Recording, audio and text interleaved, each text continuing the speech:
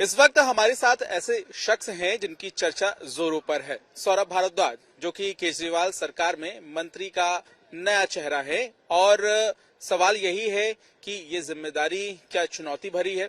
सौरभ, मेरा पहला सवाल आपसे ये है कि क्या ये कांटों का ताज है, क्योंकि ऐसे वक्त पर आपको ये जिम्मेदारी सौंपी जा रही है जब आपके दो अहम मंत्री जेल जा चुके हैं और कहीं ना कहीं उनके इस्तीफे लिए जा चुके हैं। ऐसी स्थिति में आपके सामने न सिर्फ राजनीतिक तौर पर बल्कि दिल्ली में सरकार चलाने के लिए भी कहीं ना कहीं जद्दोजहद करनी होगी। कांटों का ताज मानते हैं क्या इस जिम्मेदारी को? देखिए, इसके दो पहलू हैं।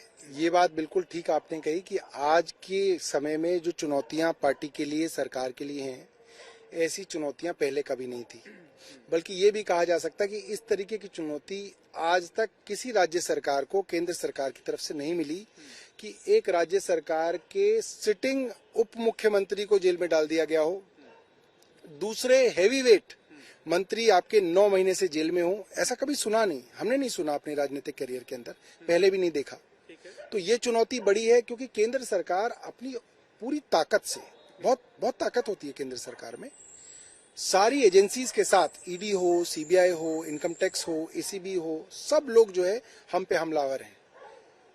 तो ये मुश्किल समय, मगर बड़ी जो दूसरा एस्पेक्ट है इसका पंकज जी, वो ये है, इतने मुश्किल समय में, इतनी चुनौती भरे समय में अगर मुख्यमंत्री जी ने मुझे और आतिशी जी को इस काम के लिए अपना भरोसा जताया तो हमारे लिए बहुत फख्र की बात है। हमारे लिए बहुत बड़ी बात है कि हमें उनका ये विश्वास जो है वो हासिल है कि उनको लगता है कि हाँ, ये लोग जो है अब इस काम को आगे बढ़ा सकते हैं। क्योंकि सबसे बड़ा जो मुख्यमंत्री जी का चैलेंज है वो ये कह रहे हैं कि अगर केंद्र हमलावर है तो किस पे है? शिक्षा और स्वास्थ्य पे। ये दो लोग हमारे शिक्षा और स्वास्थ्य क्रांति के जनक थे, ये टॉर्च बियरर थे हमारे, और इन दोनों को टारगेटेड अटैक करके जेल में भेजा गया है। तो ये काम ना रुके शिक्षा और स्वास्थ्य के, इसलिए जो है तुरंत जो है मंत्रिमंडल के अंदर फेरबदल करके नई जिम्मेदारियां दी गई हैं। कामकाज को रोका जा रहा है, ये अरविंद केजरीवाल ने कहा। जिस जगह हम मौजूद हैं इसी जगह पे। और दूसरी बात उन्होंने ये कही कि कहीं ना कहीं दिल्ली में सरकार की जो शिक्षा स्वास्थ्य के काम थे उनको भी मॉडल ना बनने की साजिश रची गई। अब सवाल ये है कि आप भी मंत्री पद की जिम्मेदारी संभालेंगे तो क्या आप पर भी आंच आएगी? अब देखिए, आंच तो आनी ही है। अब मंत्री बन गए हैं तो इनकी आंख में ज्यादा चुभेंगे। हम जो बातें कहते थे भारतीय जनता पार्टी को पसंद तो वो तब भी नहीं आती थी। उनके प्रवक्ता तो अक्सर जो है मतलब कि अपनी बातचीत के अंदर काफी हमलावर हो जाते थे, डिबेट्स के अंदर ही हमलावर हो जाते थे, धमकियां भी देते थे। हमें आसपास के लोग भी बताते रहते हैं कि भाई साहब आपके पीछे लगे हुए हैं। मगर अब जो है हम इनसे डरने वाले नहीं हैं। आपने 2 लोग जेल में भेजे, 2 लोग तैयार हैं। आप 2 को और भेजेंगे, 2 और तैयार है। भगवान ने 62 दिए ही हम लोगों को इसलिए हैं कि भेजे जाओ आप जेल में। मोदी जी कितने लोगों को जेल में भेजोगे? हमारे पास बहुत लोग हैं, हमारे लोग जेल में जाते रहेंगे मगर सरकार के काम चलते रहेंगे। टकराव है आपका उपराज्यपाल के साथ। हम हमेशा ये देखते हैं सौरभ कि कोई फाइल पास करानी है तो आपको मार्च निकालना पड़ता है, कोई बात कहनी हो तो चिट्ठी लिखनी पड़ती है। आपके पास अहम विभाग मिलेंगे, कौन से होंगे जाहिर है वो तो मुख्यमंत्री तय करेंगे, आपकी पार्टी तय करेगी। लेकिन ये जो चुनौती है इसे आप किस तरह से देखते हैं? सरकार का काम करवाना, वो भी ऐसे वक्त पे जब टकराव है एलजी के साथ।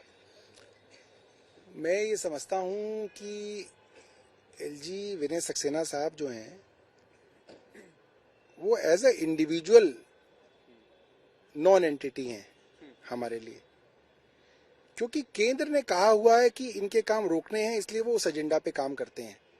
हमने कई जगहों पे देखा कि फाइलों को रोका गया और ये भी अंदाजा लगाया कि जिन अफसरों ने फाइलों को रोका उनके ऊपर उपराज्यपाल साहब ने कोई कार्रवाई नहीं की। तो कहीं ना कहीं शय जो है वो ऊपर से है।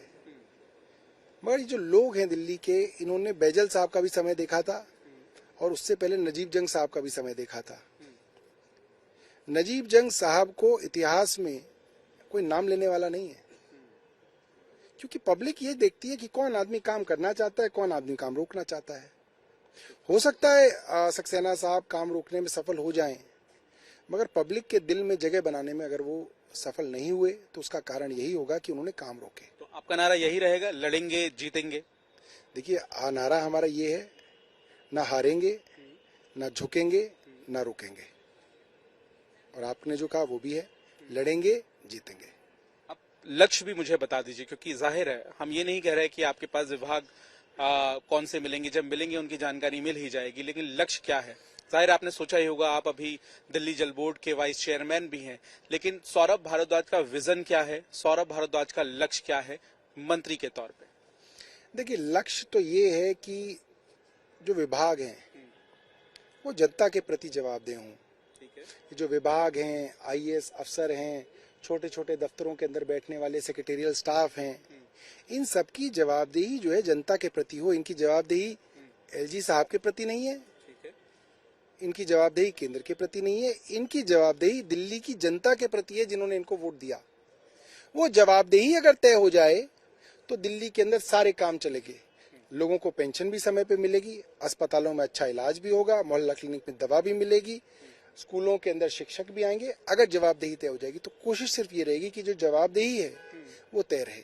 अंतिम मेरा सवाल है सौरभ, क्योंकि लोग आपके बारे में जानना भी चाहते हैं और ये चर्चा है कि आप विदेश में भी नौकरी किया करते थे, तो अपने बारे में बताइए कि आपका सफर कैसा रहा, पार्टी से आप कैसे जुड़े, अरविंद केजरीवाल से आपकी मुलाकात कैसे हुई? देखिए, मेरा जो है ये कह सकते हैं राजनीतिक कैरियर करीब 2011-12 के आसपास शुरू हुआ होगा। जब मैंने करियर की शुरुआत की तो मैं हैदराबाद में मैंने नौकरी की, कुछ समय अमेरिका के अंदर भी नौकरी की। अमेरिका के अंदर एक जगह है फॉक्सबोरो नाम की, एक जगह है विस्कॉन्सिन नाम की, इन जगहों पे भी काम किया। क्या काम कर रहे थे आप? मैं सॉफ्टवेयर इंजीनियर था और क्योंकि 10 साल से नौकरी कर रहा था तो प्रमोट होके प्रोजेक्ट मैनेजर बन चुका था, अपनी टीम से काम करवाता था। अच्छी सैलरी रही होगी? अच्छी सैलरी थी और मैं मल्टीनेशनल कंपनी में काम करता था, अच्छी बड़ी कंपनी थी हमारी। तो फिर मैं गुड़गांव शिफ्ट हुआ और गुड़गांव में जो अन्ना हजारे साहब का आंदोलन चल रहा था उससे मेरी जो है उसके अंदर मेरी परिचय शुरू हुआ। वहां से मेट्रो लेते थे, मेट्रो से रामलीला मैदान पे मेट्रो आती थी, गुड़गांव से सीधी येलो लाइन, वहां उतरते थे, थोड़ा अपना कंट्रीब्यूशन देते थे। फिर वॉलंटियरिंग में नाम लिखवाया, यहाँ से फोन आया आईएसी से, उन्होंने आईएसी में जोड़ा, पार्टी बनी 2012 में। तो मैं कोई बहुत सीनियर आदमी नहीं था इस उसके अंदर, मैं एक वॉलंटियर की तरह ही जुड़ा था शुरू में। और ये कहा जा सकता है कि फॉर्मली मैं इसमें 2012 में ही आया हूँगा। और फिर नवंबर में जब ये पार्टी बनी तो ये जो मीडिया का स्टैंड था, ये आपके लिए इंटरेस्टिंग बात होगी कि इस मीडिया के स्टैंड की जिम्मेदारी मुझे मिली हुई थी और अंकुश नारंग को मीडिया के स्टैंड के अंदर घुसने के लिए मैंने रोक दिया था और मेरी उससे बहस भी हो गई थी। जो पार्षद हैं अभी पटेल नगर पार्षद हैं और अपने मतलब क्योंकि मैं उनको नहीं जानता था, वो पटेल नगर में रहते हैं, मैं यहाँ ग्रेटर कैलाश में था, तो मैंने उनको रोक दिया था। फिर वो बाद में बोले अरे भैया मैं तो पार्टी में ही हूँ, मैं तो आईएसी में ही हूँ, आपने मुझे ही रोक दिया। मैंने कहा भाई मुझे क्या पता, मुझे तो बोला गया था मीडिया के अलावा इसमें कोई नहीं घुसेगा। तो फिर वहां से 2012 में जब 26 नवंबर में पार्टी की शुरुआत हुई तो उसका फॉर्म भी भरा। फिर 2013 आया, 2013 की शुरुआत में मैंने नौकरी छोड़ी। फिर 2013 के अंत में हमें इलेक्शन लड़ने का मौका मिला, आई थिंक शायद नवंबर 2013 में। अरविंद केजरीवाल से कब मिले आप? मैं अरविंद केजरीवाल जी से 2012 में मिला हूँगा, पानी के सिलसिले में मिला था। हमारे यहाँ अरविंद केजरीवाल जी का एक दौरा हुआ था, हमारे एरिया में पानी की बहुत कमी थी, तो उन्होंने मुझे बुलवाया था कि तुम अपना प्लान लेके आओ कि ये पानी की कमी कैसे दूर हो सकती है। उस समय अरविंद जी जो है पानी और बिजली पे ज्यादा जो है काम करा करते थे, तो उनसे डिस्कशन हुआ, उन्होंने पानी से जुड़े हुए एक्सपर्ट्स को बुला रखा था, मैंने अपना प्लान दिया, कुछ डिस्कशन हुआ, तो वहां से मुलाकात जो है शुरू हुई और फिर उन्होंने जो है अपने साथ जो है मुझे टिकट दिया और ईश्वर का आशीर्वाद है कि हम टिकट में जीत गए। तो इस तरह से फिर सफर चलता रहा। बहुत बहुत धन्यवाद और आपको शुभकामनाएं मंत्री पद की। लेकिन सौरभ ने तसल्ली से बताया कि किस तरह उनका सफर रहा, अरविंद केजरीवाल से कैसे उनकी मुलाकात की हुई और अब जब संकट में है आम आदमी पार्टी और दिल्ली में सरकार भी, क्योंकि 2 मंत्रियों के इस्तीफे हुए हैं और जो 2 नए मंत्रियों की एंट्री हुई है उनमें से एक है सौरभ भारद्वाज। तो देखना यह भी होगा कि आने वाले दिनों में आम आदमी पार्टी की जो रणनीति है वो दिल्ली के लोगों को कितना छू पाती है। कैमरामैन शैलेंद्र के साथ पंकज जैन, दिल्ली आज तक।